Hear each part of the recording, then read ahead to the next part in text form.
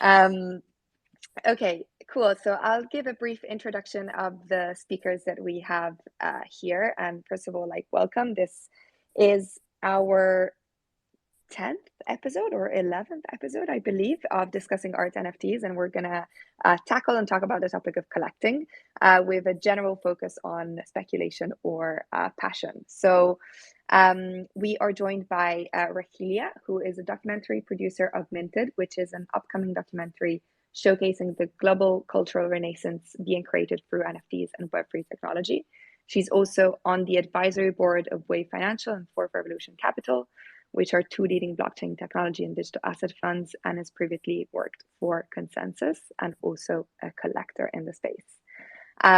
We also have Lonely Boy, aka Ivan. I hope it's okay that I'm saying your name. I think it is. Who started collecting NFTs in March of 2021, and he since then found a very avid passion of collecting in the Tezos community and has been pretty much hooked ever since. Previously, he was making music on SoundCloud back in 2014 when the community was very active and booming, and that's exactly how he found collecting on Tezos and specifically Hick and Nook. Priyanka, who's VP of Operations at Tribute Labs, who build technology stack to help power the next generation of smart legal agreements and DAOs. She's also one of the founding members of Flamingo DAO and the DAO, who are stewards of NFT art collection. Flamingo DAO, for those of you who don't know, is an NFT-focused DAO that aims to explore emerging investment opportunities for ownable blockchain-based assets. We have Nata Thompson, who's author, curator, and self-described as cultural infrastructure builder. Over 20 years of experience in the art world, served as an artistic director at Philadelphia Contemporary, chief curator at Creative Time, and curator at Mass Mocha. Also one of the co-founders of Art World, which is a new NFT platform which works collaboratively with artists to design and build projects that engage audiences and explore emerging possibilities of the blockchain technology. Sam, who is co-founder of JPEG. JPEG is a curation protocol which brings together curators, collectors, and creators through NFT curation. He is also a curator, consultant, and art historian. And he is one of the main curators of the Fingerprints DAO, who collect artworks that use smart contracts in exceptionally creative ways. And yes, because Daniel hasn't joined yet and Jimmy hasn't joined yet. So welcome, everybody. Thank you so much for being here. I think I'm going to kickstart with the first question, which is, how did you get into collecting art? And was it through NFTs? Rahila, I'm going to pass it on to you first, if that's okay. No, sure. Thanks for organizing all of this. No, I was a collector before, and I think it just came from having a lot of friends in the art community and taking me to things like Art Basel and various global festivals and showing me a lot of pieces. And then I also spent time, like in the Middle East and in Pakistan, and also seeing pieces from places like Iran and Lebanon, in Palestine and Syria. And I was really struck by how in a lot of places where you can't protest, but you can kind of share your emotion and tell the story of what life is like through art.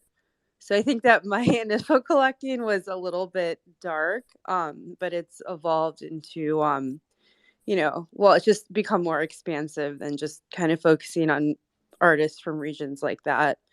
And then in terms of NFT art, what I find interesting is I'm collecting from Jen Stark, and I like artists like Greg Mike and Thank You X. I just noticed that I'm starting to collect both their digital art and then physical art as well.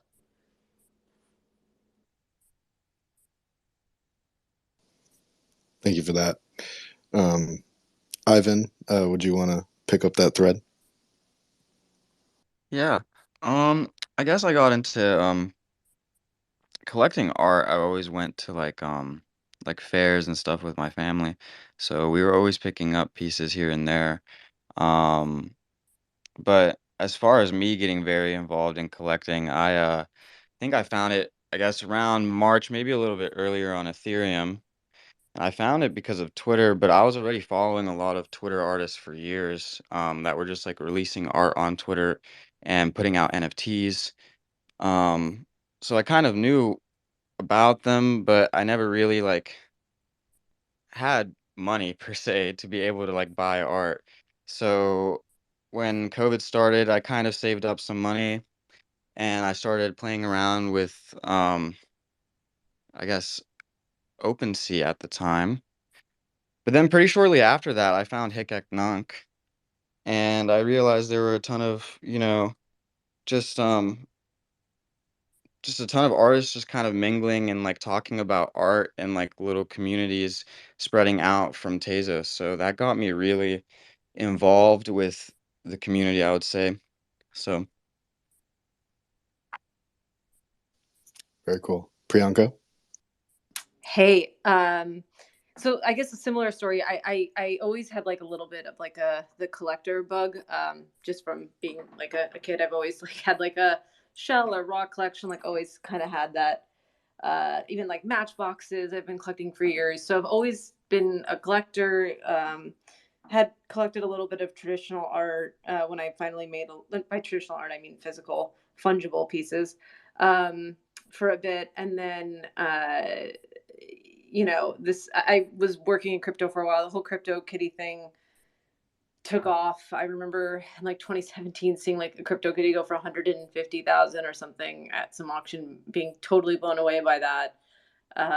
And had been watching it from the sidelines. I think like in the art world, there was like a little bit in crypto going on. It was more on like art provenance and authenticity, which was like the big use case, even though this idea of like digital art via token was pretty interesting in the background that was happening.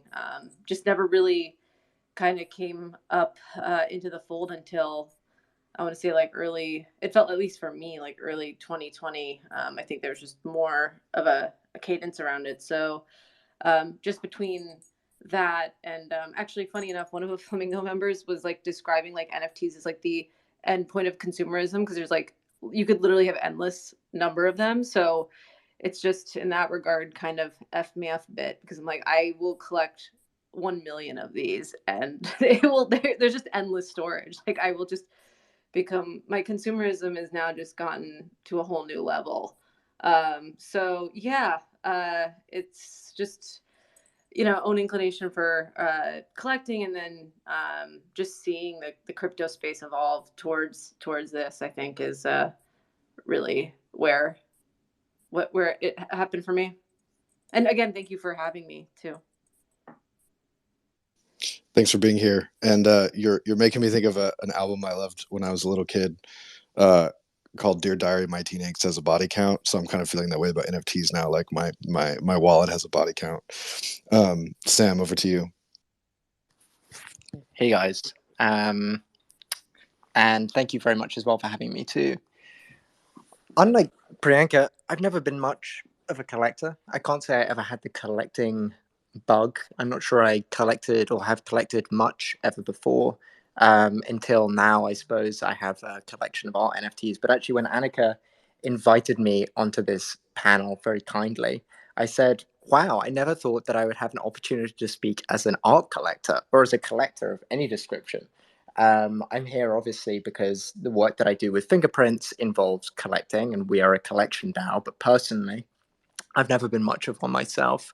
I think probably partially because I never really had the financial means to purchase much art, and also because I never really felt that I had to own the work that I liked. Spending a lot of time just going to museums or public collections here in London, that was my way of enjoying artwork, and I didn't so much feel that I needed to own it, I suppose. But I did have some pieces. I have a couple pieces that mean a lot to me that I've been given by artists who I've worked with in the past, or whose, exhibition catalogs like I've written for, or who I've just like had a correspondence with, or are friends. And so it's nice to have that. But no, I think the last sort of like sort of 14, 15 months have introduced me to the joys of collecting. And I now am very happy with my collection of art NFTs. Amazing. and Nato, if you could round us off. Hey, it's a real honor to be with y'all here. Thanks for having me. It's kind of crazy to be in this conversation because I come from like public art and political art out of New York.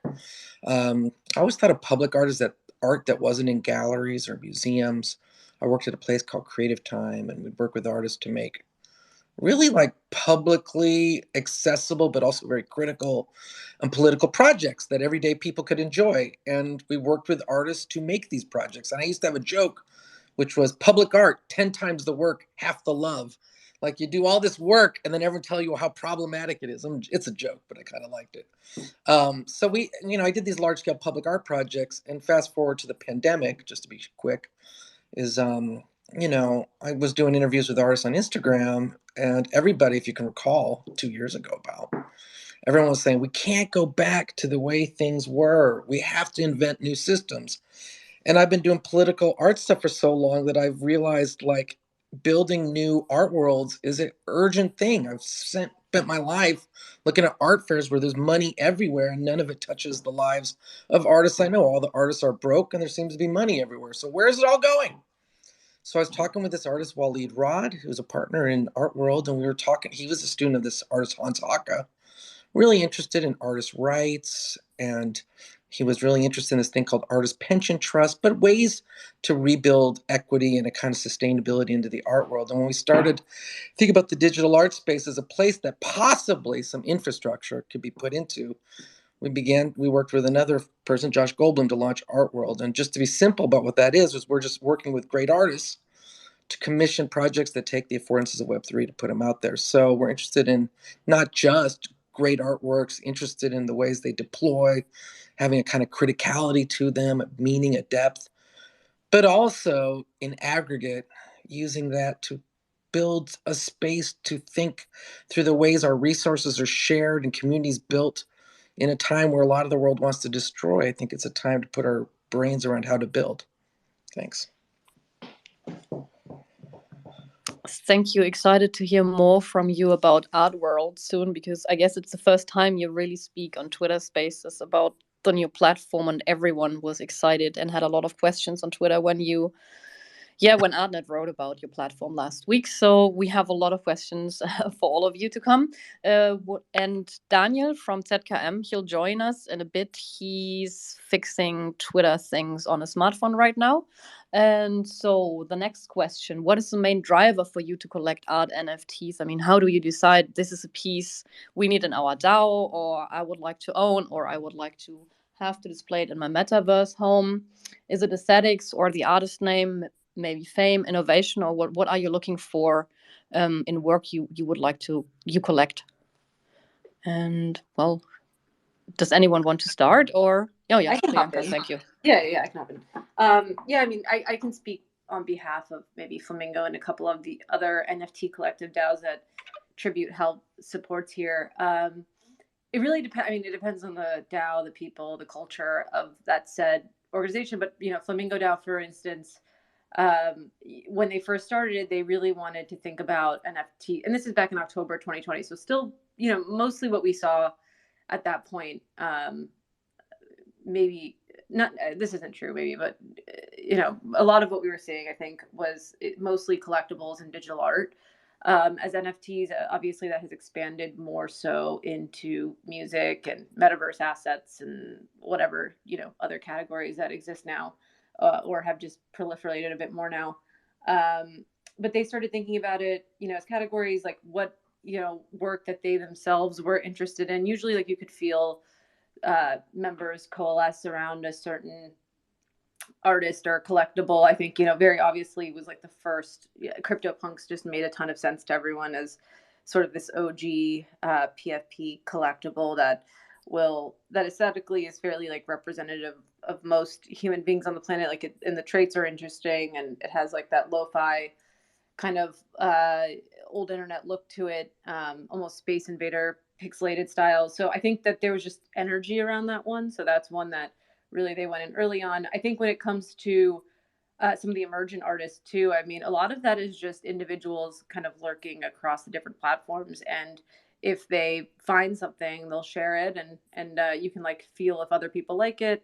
Like, you know, generative art was a category, I think, in October, November of last year, or 2020, when the members were clearly interested in this. It was new, different. It really leveraged the blockchain end to end. It felt like very tech forward as far as like the way art is processed and outputted. And so, you know, that was a big category that everyone was clearly excited about.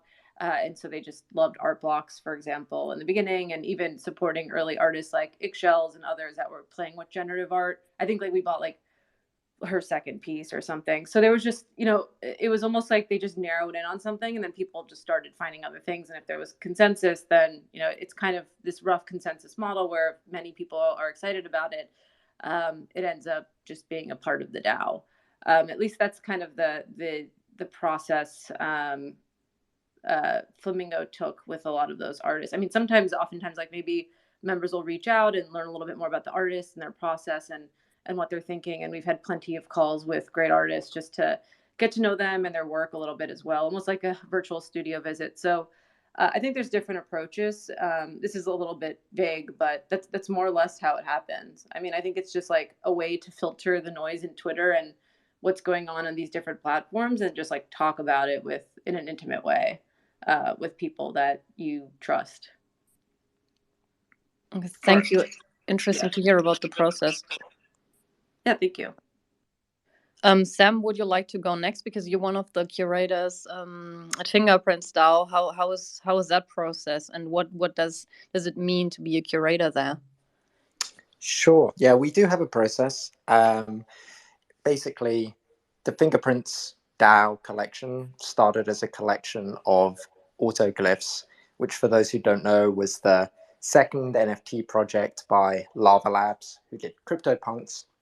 Autoglyphs were sold originally in April 2019, and they are widely perceived to be like the first on-chain generative artwork on Ethereum, meaning that the work can be recreated in their entirety from information stored on the blockchain.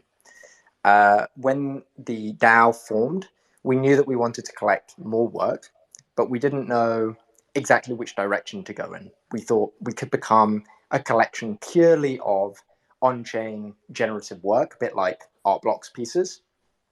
But we decided that might be a bit limiting and a bit overly formalistic. So we took a different direction and sort of came up, well, I don't think we probably came up with it, but we adopted this term, smart contract art, to describe artwork that really uses the material and technical affordances of blockchain to sort of both comment on, but also challenge the way that the technology is commonly understood and commonly experienced. And so we started collecting work by other artists. We felt we're doing that. We collected the work of 0x Def Beef, who I can see in the audience, Mitchell F. Chan and his Digital Zones pieces from 2017, and the work of Rhea Myers, and many other artists, many of whom have been working with blockchain as part of their practice since before the ERC 721 NFT standard came around, and for many, many years. The DAO's process is members elect a curatorial committee, which now has about 15 people in it. And in order to guide the discussions within the committee, we've drawn up this kind of quite basic framework where we have 4 criteria or categories that we assess work against. And the categories are imperfect, and they're only there in order to sort of guide the deliberation of the committee. But they've been actually quite helpful in coordinating those conversations. In brief, the categories are: is the work stored on chain? Is the work dynamically responsive to activity on chain? Does the work incentivize coordination by human or non-human agents? Or does the work critically engage with questions of financial value, markets, ownership, or deploy its own economic mechanisms as part of the work? So that's how we go about it.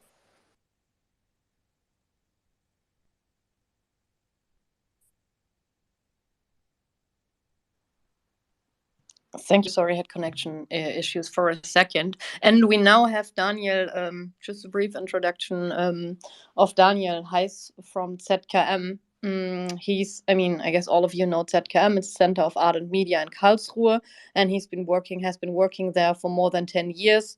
And he started collecting NFTs for the ZKM in Karlsruhe in 2018. He claimed 4 CryptoPunks for the museum, and I think Chromie Squiggles, and I mean, a lot of the important work. Daniel, let's just go very briefly back to the first question. I mean, I know, that you're involved with the blockchain since like sort of the beginning. But yeah, I mean, how did you get started with collecting NFTs? Hey, sorry for the delay. I had some trouble with the phone. Now I'm here. Thank you for inviting me. So actually I'm involved in blockchain since long time, 2012, I guess. I started reading about Bitcoin and tinkering around with mining and stuff like this. And so my interest was always there, and actually, I have to correct your introduction. I'm working at ZKM for only 4 years. Before I was a freelancer for many years, and as a freelancer, I had this idea.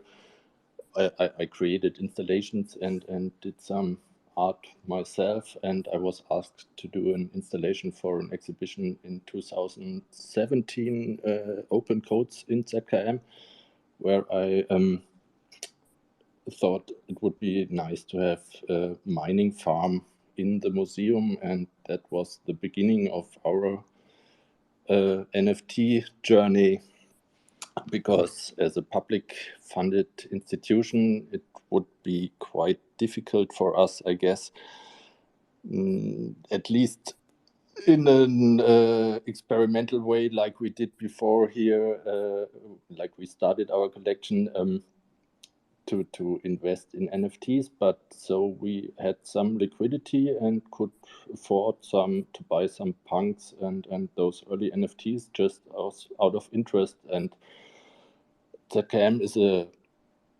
technologically very interested museum, to say, and so it was quite a natural decision that we should check what this new thing called NFTs is.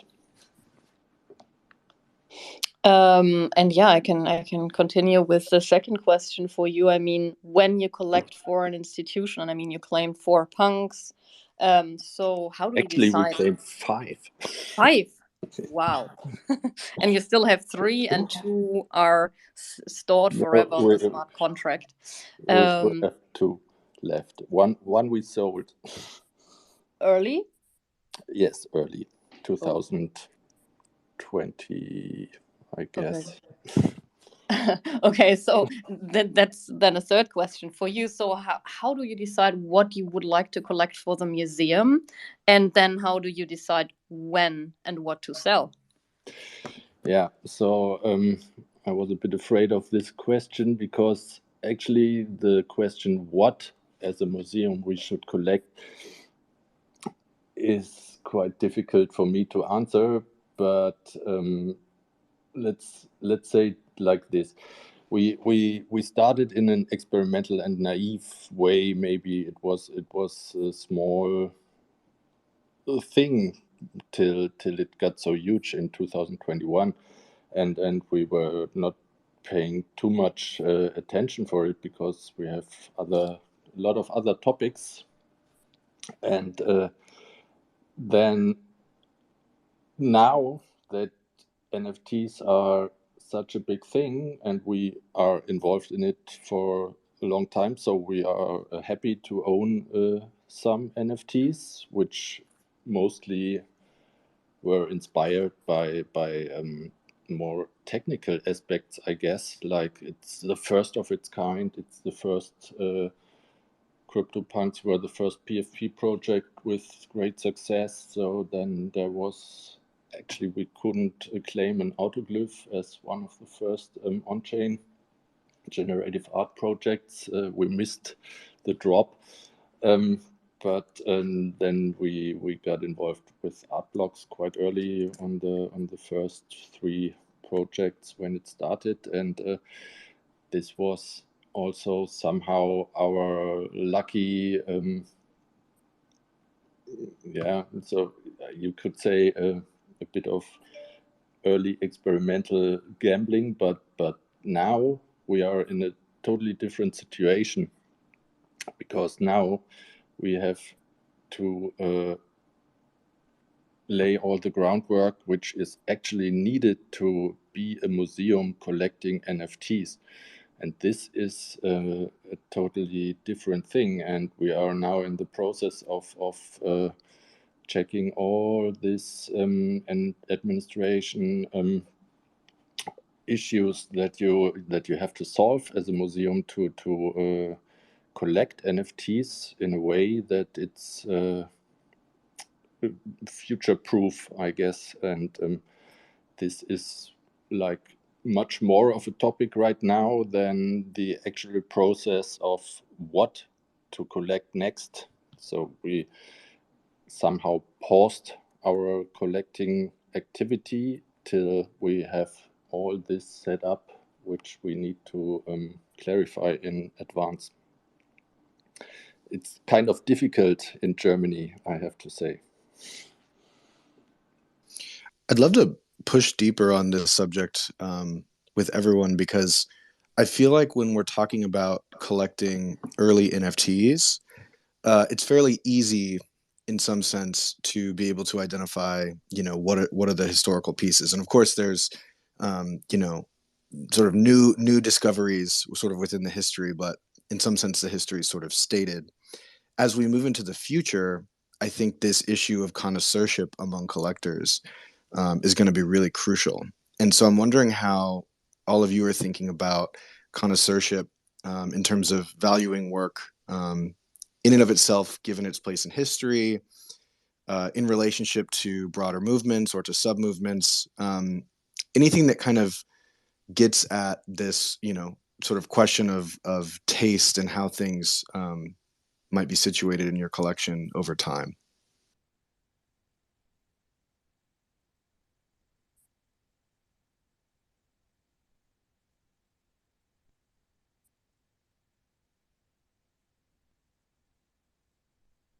Did I get rugged, or do we have a shy group? Yeah, okay. So I suppose the longer I collect and the more pieces that I get and the more selective that I get, when it comes to the topic of connoisseurship and how I value certain things, I guess it almost linearly or neck to neck follows the amount of, like, I guess, passion, intent, and just all around energy that I feel within pieces. And when I can see, certain artists' careers that I follow, watching their journey, watching their concepts unravel, um, I guess to me, that just pushes more value into the art that I bought so long ago when I wasn't even thinking about selectiveness. I bought it because it simply moved me, because I saw it and it moved me. So I think that the process of really staying in touch with artists that we collect, asking questions and really, asking what the art is about sometimes, um, that's really important for me to gain a grasp on the future of value, I suppose, for I would say a grand majority of the NFTs that I've collected.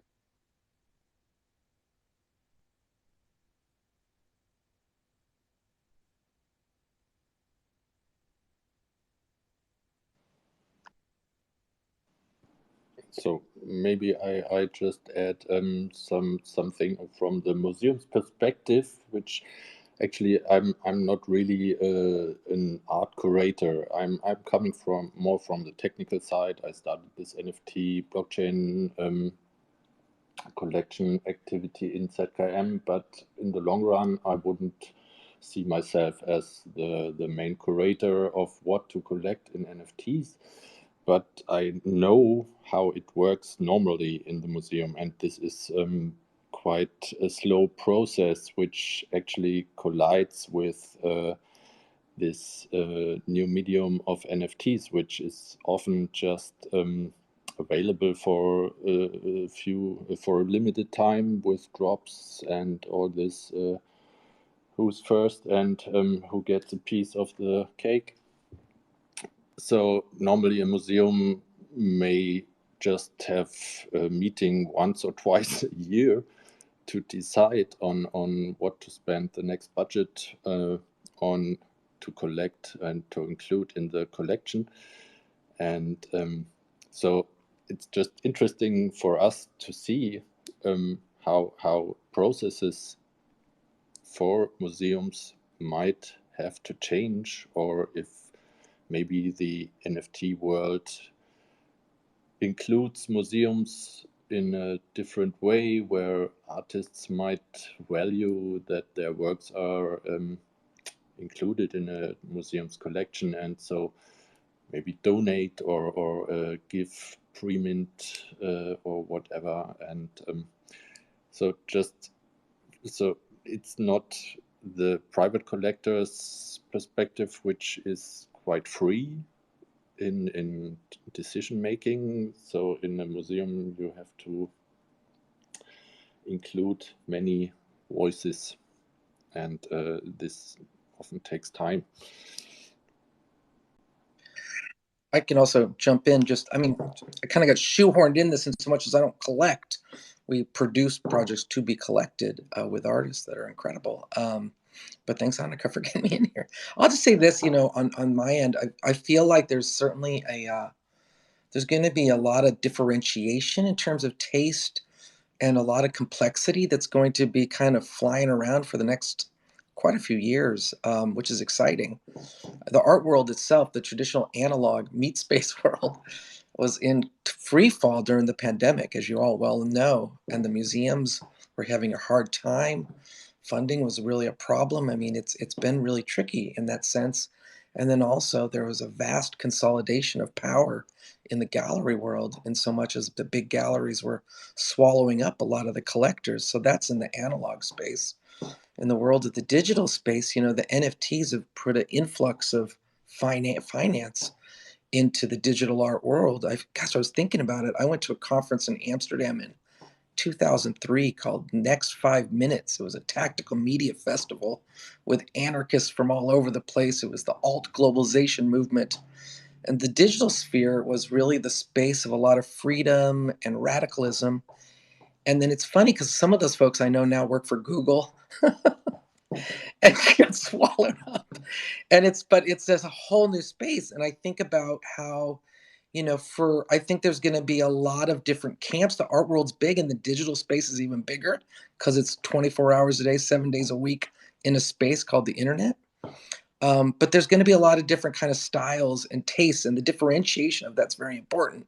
And just, I think what's important for me in terms of artworks and artists I'm interested in is just some basic things, which is an awareness of itself in terms of its relationship to power, whether it's capitalism, colonialism, race, gender, sexuality, but also a kind of integration of form and aesthetic such that these things are aware of each other, but also don't overpower each other. And then I think what's awesome, incredible about the Web3 opportunities is a way that you can deploy smart contracts and the generative nature of this stuff to touch upon vast audiences as well as to have utility.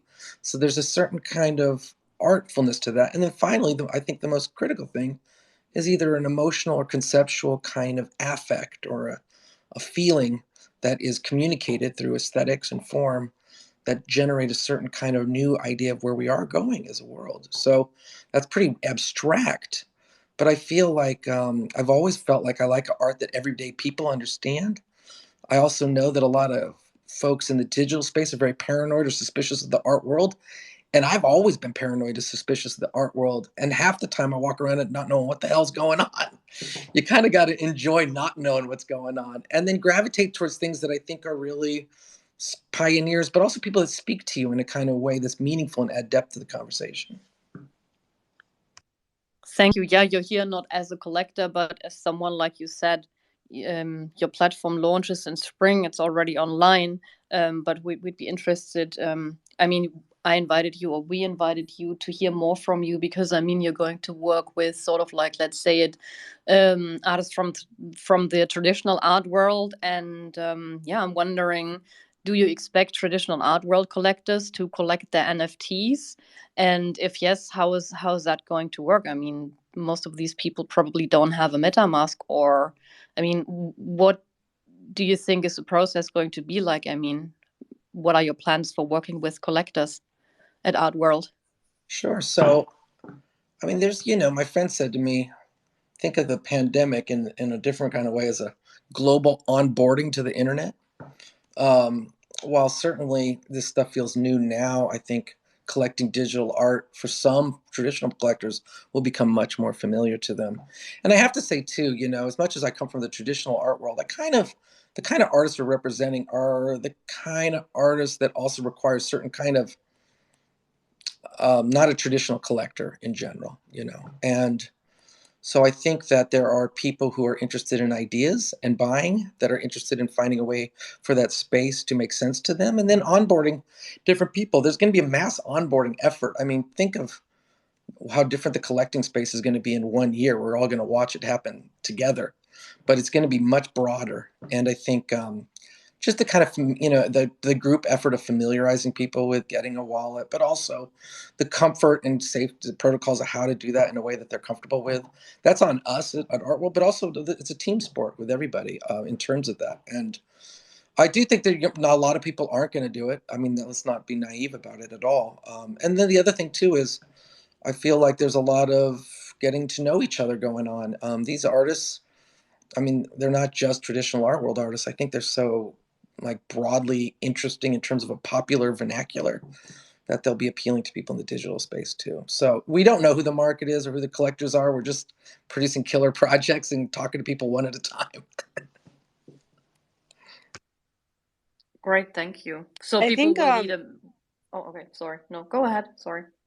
oh, just to add to that, I mean, I'm meeting kind of, serious collectors in the art world that have Basquiat's and amazing collections, and they're suddenly becoming super intrigued by NFTs, and they're talking to like the founder of Art Blocks, and also they've talked about how they own pieces that they've donated or they have on loan in places like St. Petersburg. And if you look at the situation going on in Russia, just the whole concept of having a digital version of that piece as well is suddenly becoming like very intriguing.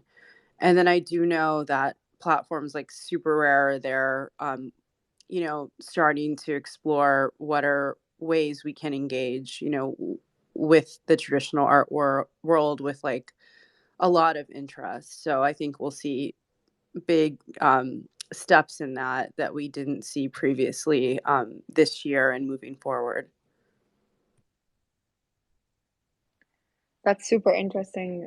Actually, I also wonder, and some of the question that I also had for everyone is, when you think about collecting, is display and like preservation of what you are collecting and your NFT a topic? Like, do you think about that? Is it something that you consider, or not yet, or not really? Yeah, so the piece that is my current Twitter photo from Holly Herndon, like I really would like to donate it, or at least have it be on loan at a museum, because I think it's such a beautiful piece. But I think it's challenging because you just have to figure out the screens, and will the traditional museums or places be able to have that.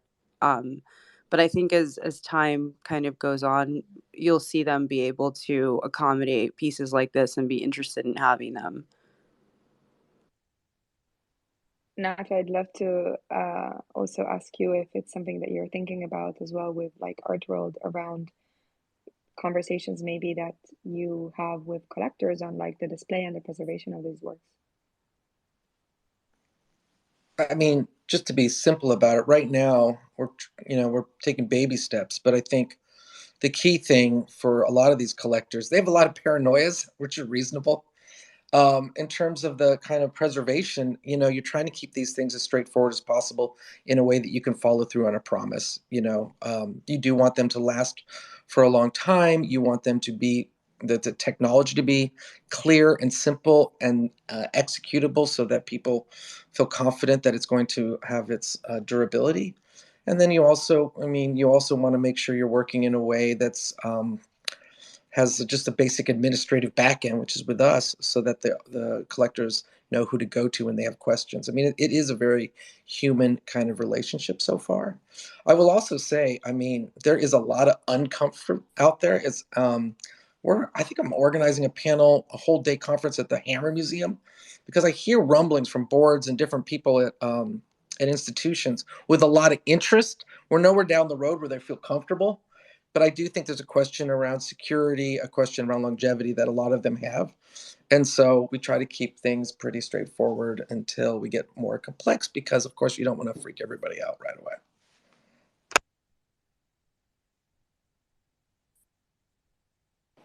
Since this is a discussion about NFTs, and I don't mean this as a red herring or like a gotcha, but is the smart contract itself playing a role in your collecting, or not so in your case, in sort of the development of the works and sort of how you're hoping to approach collectors, or is it something that the NFTs have created the occasion for people to be kind of paying more attention to digital art than they might have in the past? So maybe I may step in. So as a museum for digital art, we are involved in this topic of preservation since 30 years, and it's really difficult for us to keep all the traditional art collection, the traditional digital art in our collection alive, and so we are aware of this topic pretty much. And I think, coming back to your question, this smart contract topic is I think personally on-chain art is the way to go. So NFTs should be seen as a simple tool. So normally it's just a certificate, and every work or every artist who includes the technology in a way which is like Sam said before very nicely, is much more interesting in terms of as a medium, blockchain as a medium, like Kevin Abosch likes to say. And so when you have the artwork itself on chain, it's not so difficult to preserve it, right? So I guess that's in the long run for us also one of the more interesting stuff.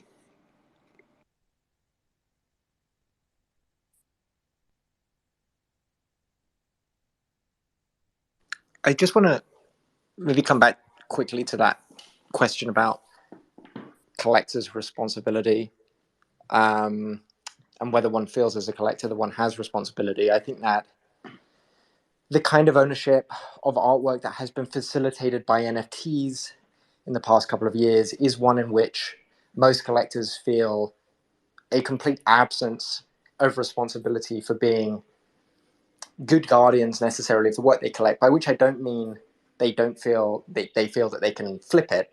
There are things like perpetual royalties and stuff make flipping work maybe a little bit better for artists, but I mean in terms of ensuring that work and media is properly stored, and that they are following best practices in the conservation of those works. The majority of media associated with NFTs currently is stored on decentralized storage servers like IPFS, Arweave, and the pinning costs are paid for either by the artists themselves or by the marketplaces that have facilitated those sales. I think we are ultimately going to have to move to a reality in which collectors are paying those pinning costs themselves.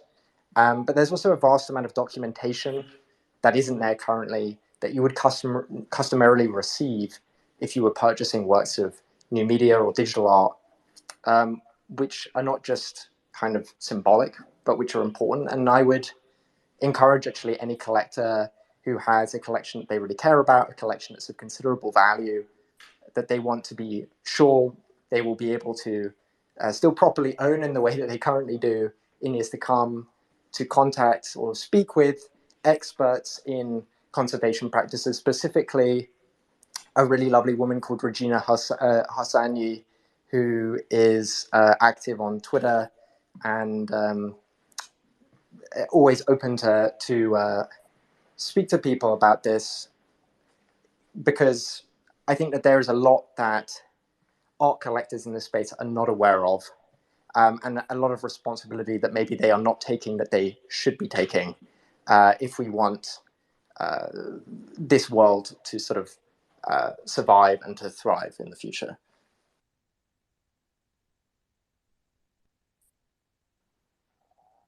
I completely agree with you, Sam. I think it is actually like it's kind of like the next step of like the conversation of collecting is like once you have all of these, once you have like this collection, like usually you think about like how you want to preserve it. Like that's something that's very common within the traditional like art world. And yeah, I definitely agree with you. And it's I think Regina is doing an amazing work actually about this and talking about this. So it'll be interesting to see if it's a conversation that we start having in the space as well, and like that people start asking these questions.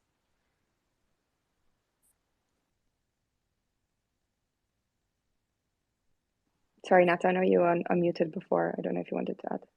I was just going to say two things. One is I think there's going to be a rush of people trying to come up with standardizations for conservation, for protocols, even for smart contracts. And while some of that's welcome, it's also sort of not welcome. I think it's going to be a tension between overly trying to consolidate power quickly in the space in terms of what the standards are, and people also wanting something that just gives them comfort that these things meet various kind of conservation, tech, smart contract needs. But that said, I also feel like anytime you consolidate, you aggregate power, and I think that there's definitely got to be a healthy tension to push against that slightly. I feel like I've been contacted by 17 different organizations, all was the go-to standardization organization. So just that tension's happening. That's just something to be mindful of. I'm kind of on both sides of the fence on it, honestly. The other part of that I wanted to say was about aesthetics, which is certainly in digital art, there are those kind of aesthetics that get really obsessed with the form, that really feel like, when the reference to on-chain art is the thing, which I totally think on-chain art's super fascinating, interesting.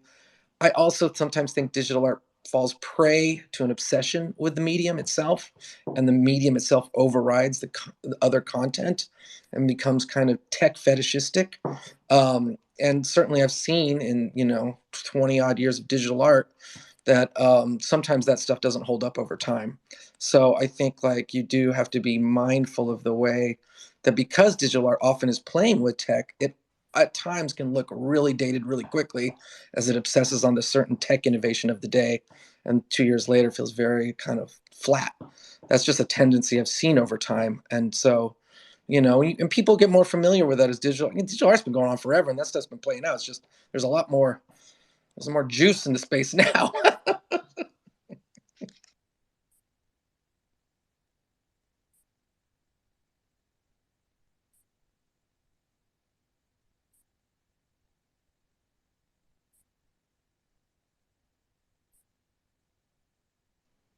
Oh, you guys there? Oh, yes. Sorry, I couldn't unmute. Actually, on this, maybe like to shift a little bit the topic, but it's definitely something that is pretty common in the NFT space, is the conversation around like one-on-ones versus profile picture projects or even like limited editions. And I'd love to hear any of your perspectives on what do you think is the difference between collecting like one-of-ones versus PFPs, and how do you see the collecting of both? An open question to whoever wants to take it, let's say.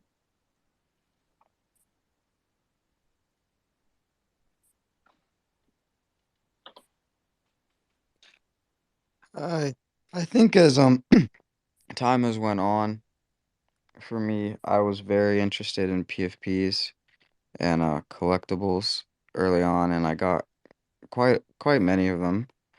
And I really like the community aspect of them and just the camaraderie and just kind of the sentiment that comes with some really incredible projects that are PFPs and collectibles.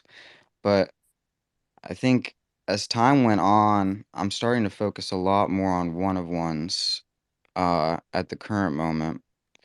But I think my opinion still stands. If I really like a piece, it doesn't really matter what the edition number is, as long as it, falls within your financial means to comfortably buy it, then, go for it. I mean, if you like the piece. That being said, I've still been collecting editions and one of ones I would say at the same rate at this point, even though I'm focusing a lot more on one of ones. Um, yeah.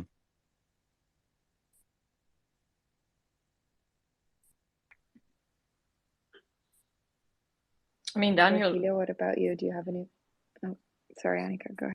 sorry, Daniel, what are your thoughts on the topic? I mean, one of the first things you collected are the CryptoPunks, and they are like, that's how the whole 10K plus PFP hype started. I mean, I know that you paused right now collecting, but would you collect any more PFPs for the museum, let's say if they are by an artist? I guess so. It depends a bit. I see it like it's a process of, for us, it's something like documentation of what happens in the space. And so, of course, as CryptoPunks have been quite early or the first of these PFP projects, it's good to have them in the collection. And but also Jimmy is not here, I guess, today, but Avastars is something I have on the list for the first on-chain NFT PFP project and stuff like this. So I'm not. I don't think you have to take part in every upcoming PFP project, but some of them are just something that you can document as a phenomenon of the time that it takes place, and that's something a museum does, document. And Nato, how about you as a platform working with artists producing work? Do you also look at the hype around PFPs? I mean, I think it's your first drop, the birthday cake project, on my mind. Is it something that you check how the mechanics of successful NFT projects work, and then think about how this could be translated into art by traditional art world artists, or is it something you don't even look at? So our process is we artists, we introduce them to our team of designers and Web3 folks. We introduce different tools that they could possibly deploy. The dream would be that we kind of work with artists to experiment with a different kind of Web3 mechanic each time to try something out. So certainly PFPs and different protocols and different scales and different forms of utility. All these things are kind of game on to be tried with artists. It's fun to experiment in the space and to execute it really well. So we're game on. I think it's fun. And I hate any kind of art thing that's snobby in that way. I think it's really exciting to try that. So I agree with the previous point that it's good to be discerning, but try each thing. And we're just at the beginning of so many different offerings. So we are open for, and it's just following artists' dreams, where they want to go with it, what they want to explore, and then giving them, working with them with the tools and team we've got to kind of make that, because it is just in terms of complex, just like public art was a bit of a production. I mean, large scale things, permits and just contractors and all this kind of work that went into making something happen in the middle of a city. In the digital space too, you can have a bit of a team effort in terms of landing something that's really kind of has a very powerful resonance when it lands. So we want to try a lot of different things, and the artists are excited about that. Thank you. And a question to all of you, especially the collectors who are in the space since a long time. Also Daniel for sure, who was a collector for the ZKM and you collect yourself. Do you have the feeling that the success of PFP project has changed things for artists? I mean, do you observe, I think that's what I observed, that they started doing larger drops, so bigger, I don't know what, like 256 or 512 or 404 NFTs for a smaller price. Because, and maybe you have also observed that, but it seems like people who collect one of ones, they collect them because they want to own them. So the trading aspect is a bit missing. Yeah, what are your thoughts on this topic? Do PFPs change drop mechanics and so on? I think the market, if I can answer briefly, I think the market went through a really interesting change last year. I think at the moment of the initial mainstream attention around NFTs, which was in February or March and 2021, it was artists like Beeple, artists making one of ones, who were really getting attention. And then I think with the huge enthusiasm actually for generative art that was spurred by art blocks and the market for art blocks, pieces, artists minting on art blocks, it changed a lot. It wasn't just the PFP craze or enthusiasm, but it was also the art blocks moment that I think made artists think differently about how they wanted to produce and distribute their work. I think it's very clear that serial pieces benefit from like network effects that one of ones don't.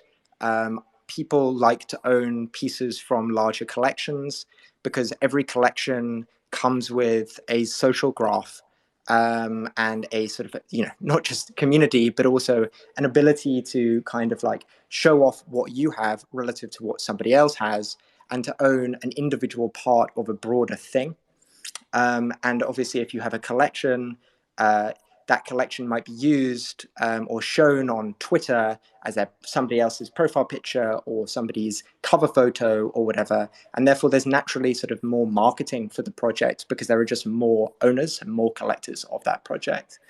But I do think actually when you look at artists who've been successful in the one-of-one market for NFTs, and I don't think this is actually so different from the traditional art market, it's often artists who have a very distinctive style visually. You immediately look at an X copy work and you know it is by X copy. In the same, and therefore sort of it has a very strong kind of a visual identity. I hesitate to use the word brand, but you could cynically call it also a brand. And it's much the same as in the traditional art market. It's sort of a status symbol to own a slash painting by Lucia Fontana, of which there are thousands of almost identical paintings with minutely different slashes. But to own one is sort of to own something that everybody, all of your peers will recognize as being a symbol of your taste or of your wealth or of your discernment. So I think it's those effects that are endemic in PFPs and generative collections also do bleed into sort of one of ones, but it's I think very difficult to be commercially successful in the NFT market as an artist who wants to work in many different styles. There's definitely a pressure to sort of have your visual identity that everybody knows. Sam, I feel like that's the perfect segue to introduce Fuckrender, who's an artist and a collector and a very active collector. So I feel like, Fred, if you don't mind, I'd love to kind of just like throw you kind of into the deep end, jumping off Sam's point. Like, how are you in terms of what you're witnessing both in your own art and in other people's art? Those of you who are kind of navigating having a PFP project or a collectible project and your art, how are you thinking about what you're putting into those different things in terms of utility, or if it's meant to be a standalone art piece, and also what are you maybe observing in your collecting? Yeah, nice to meet you all, guys. Thank you so much for having me. I don't know, like to me, like I just think it's interesting because like I don't think art should have utility at all. I don't think any artist should be forced to do art. But to me, like I think it's interesting to see what you can do and what you can offer with your NFT project. So like I don't know, like to me, I wanted to try and like I'm the type of person that likes to experiment and like I'm not afraid of like failing or like doing something that doesn't work or doesn't make sense because you don't know if you don't try, so like to me I just wanted to create like this collection that is like like try to see what sort of utility I can bring to my art, but I like to release art pieces that doesn't need to be like a utility piece and people collect it because they want it. And and I feel like by doing this also made me realize that like made me stop worrying about floor price and like of my own art, and I don't know, like yeah, I don't know if that answered the question. Yeah. Yeah. Do you notice collectors engaging with your PFP work, which has certainly the hallmarks of your art, differently than the pieces that you're selling as just art with no sort of collectible utility to them? I mean, there's many sort of collectors. It's like you cannot put every collectors in the same boat. Like there's collectors that only buys one on one. There's collectors that only buy PFPs. And I think both are good. Like I don't think whatever you collect, like for whatever reason, it's your choice. And like to me, I there's a difference. I think there's a broader audience for like my like fuck crystal and the fuck avatar and stuff like this, because the goal of this project is to get people together and like just create something that's going to be in Lucidia and something that is bigger. But that this doesn't keep me to do one-on-ones, because I know that collectors want something more exclusive from what I'm building, basically.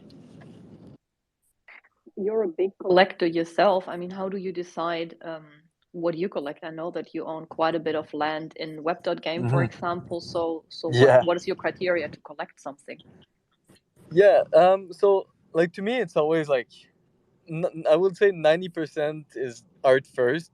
Like I still buy a project that the art is fucking bullshit just for a financial standpoint, and then yeah, we're all trying to make some money at some point, that's for sure. So I but like but mainly like I always go by art first. And like to me, like like World War Web 3 is a good example. Like the art is so solid. Like Thomas that is behind it is so fucking solid. The team is solid.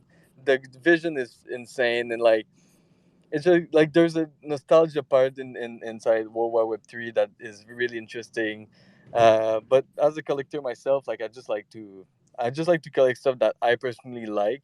Like I said, 90% of the time, like sometimes I'll just buy some shit because my friends bought it, and even if I don't necessarily like it. Uh, but yeah, it's like art and like team and like where is it going and what they have in place as we speak. Like I feel like right now we have a lot of project that like, oh, we're building this metaverse, but this is the most fucking bullshit buzzword you can see, is like, we're building a metaverse. Like, show me that you have a fucking metaverse running and I'll buy your bullshit. Like World Wide Web 3 is a good example. They have a platform that you can use. They have integrated so many NFT project, and like I don't know, like yeah. Thank you. And how important is the blockchain for you collectors?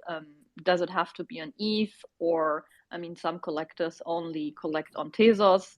Yeah. Daniel, in case if I remember correctly, yeah. Also, fuck, Renda could also go back to you. But Daniel, I think if I remember correctly, ZKM stated at some point that you stopped collecting to consider the environmental impact, and that you stopped collecting projects on ETH. So is that something the blockchain all of you have in mind? Only ETH, only Tezos, environmentally friendly? What are your thoughts on this topic? Farana, you can also reply to that if you have something on mind. Well, I think proof of stake is coming, on the Ethereum network. The last test net for it was a success. So, we'll see this happen in the summer or early fall. And also, some of the layer 2 integrations on the Ethereum network have been quite successful, and we're going to see them expanding. So from that standpoint on the Ethereum network, I'm, pretty comfortable with where things are going in that realm. And then in addition to that, I've just been very impressed by how the Ethereum community, if you look at things like Carbon Click, for example, that Fluff World has been using, just the tooling, and then also Filecoin Green recently came out. It's just very impressive that they're coming up with tooling to help measure environmental impact, not just of our ecosystem, but how the world can more accurately measure its impact. It's just been very fascinating to learn about that just over the past few months. Yeah, and to me, like I just love like the events. It's just so simple to use, and like I work so many hours during the week, so I don't have necessarily the time to learn about like all the new like all the new like ways like or bridging and stuff like this.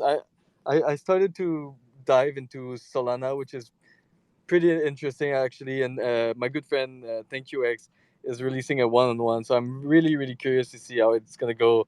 I think Solana has a lot of potential and like magic and stuff like this, but I love ETH, the ETH blockchain for sure. Thank you, Daniel. Yeah, Yeah. how like your view about this? So that's always a bit difficult for me to answer this question about the environmental impact of Ethereum and all this NFT stuff happening on there, because I personally have maybe a somehow different position than ZKM may have. But yes, we try to reduce activity on Ethereum now till the switch happens, and we are also big fans of Tezos, and so it's a good place to go to collect art.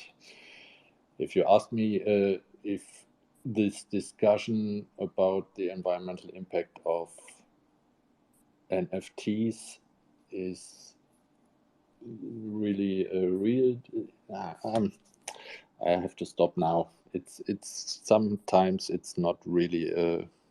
They miss the point. I totally understand what you mean. Nato, how did you at Art World decide which blockchain to use? I mean, was it since you sort of like may get the interest of traditional art world collectors, have you had in mind that it has to be easy for them to collect? So, I mean, what were your thoughts when deciding which blockchain to use? What did you have in mind when thinking about that topic? Well, we're playing it as we go, but certainly we're sticking with Ethereum.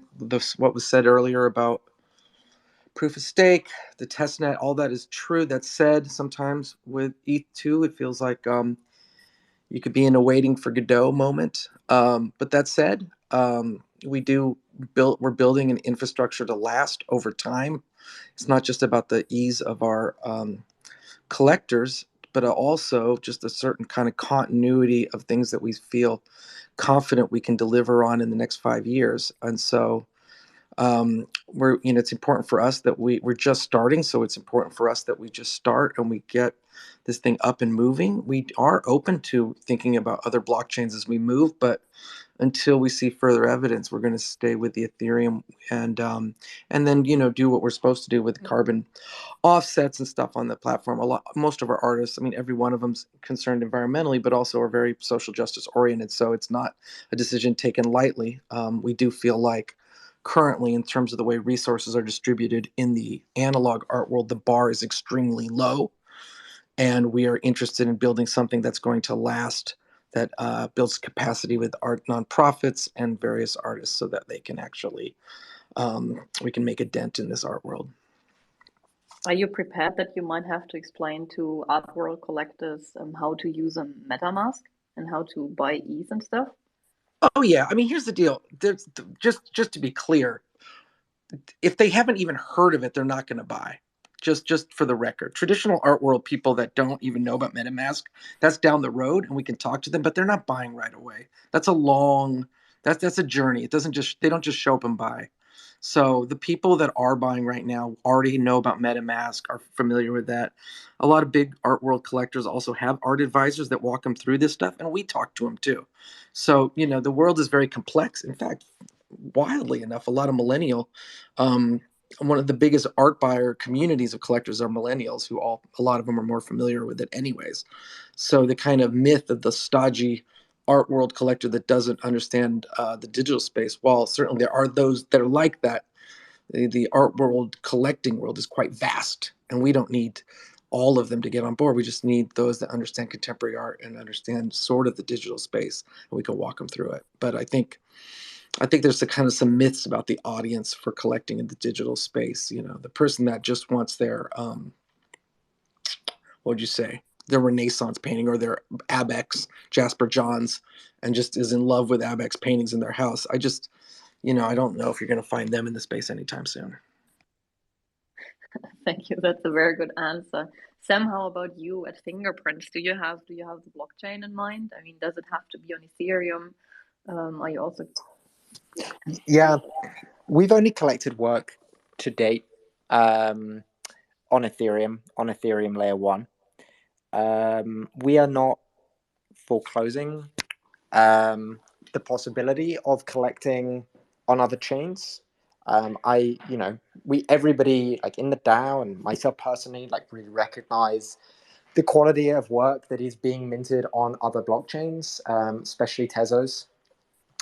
I think that as a group of collectors, we are largely Ethereum focused. Most of our collectors, their personal collections are on Ethereum as well, and I think that a lot of people have some ideological or certain sort of political principles, namely this sort of trade-off between proof of work, proof of stake, and the sort of spectrum of decentralization that generally sort of when you have chains like Tezos or Solana or whatever, there are they are far more centralized, either because the node requirements are higher or because they have VC backing. You're cutting out a little bit. If you could repeat the part about other chains being more centralized. Of course. Sorry, that might be because I had my finger on my mic. I was just saying that, there are some people within the DAO and just generally in the space who prefer not to collect on other chains because they see those chains as being more centralized by virtue of either having a lot of VC backing, like Solana has an actual CEO and raised seed capital and stuff, or because just the node requirements are higher, meaning that it's harder to run a node, meaning that it's sort of less inherently less decentralized. So people who are really passionate about crypto, meaning decentralization, are often less open to the idea of collecting on other chains. So to date, not because the DAO has a formal position one way or another, but just as a product of various factors, including the composition of our membership, we have only collected work on Ethereum. Yeah, I would fall into that camp. I mean, to me, decentralization is really important. It has nothing to do with the art. And then I also realized that the gas fees currently on Ethereum are super high and not accessible. So it's good to have other communities. But to me, the decentralization aspect is what keeps me from collecting on any other chain.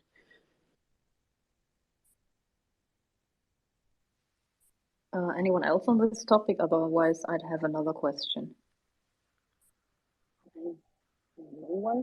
So this one might be tricky to answer. What is the most valuable NFT in your collection, and how do you actually define value, maybe especially as a museum, as a DAO?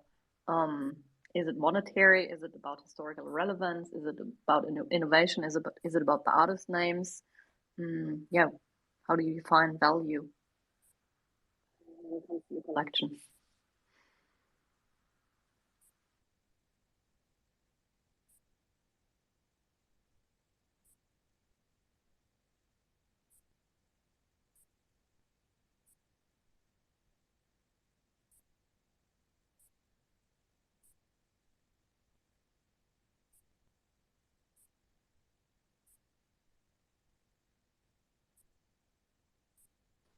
I'm loath to answer that because I don't particularly want to assign greater value to the work of one artist over another. I definitely don't think that we would quantify that value like based on purely price.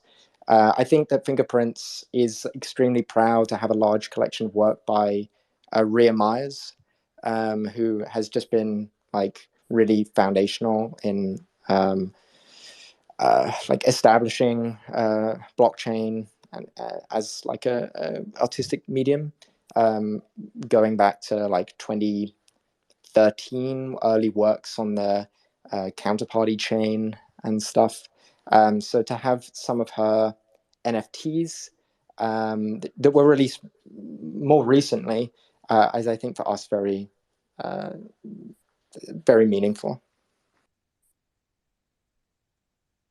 So for you, it would be historical value, correct? And maybe also innovation. Yeah, potentially. I don't know. I guess what I said does like imply that it's based on historical value.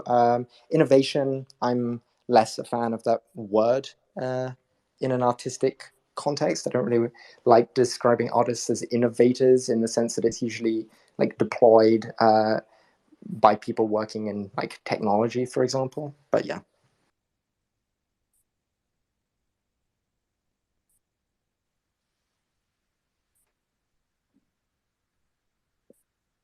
Thank you, Daniel. Daniel, what about you? How do you as a museum think about value? I mean, are the CryptoPunks the most valuable pieces in your collection? Me as a museum. Representative spokesperson of a museum. For me, you are the ZKM now. Sorry. From just scrolling to OpenSea, I guess CryptoPunks are our most valuable NFT. But from an artistic point of view, of course, it's difficult to say, and I don't want to do this here on this space. But I might add that for the installation that started all our NFT activity, the Crypto Lab in 2017, I had a original newspaper of the Times from 2009, the famous headline newspaper, Chancellor on the Brink, blah, blah, blah. And I found an edition in one of the libraries here in Germany, which they didn't know about what they had, and they were happy to lend it to us. But we gave it back, and I have to say that would be my favorite piece in the collection that we still looking for and need to add. Not an NFT, but this newspaper would be so nice.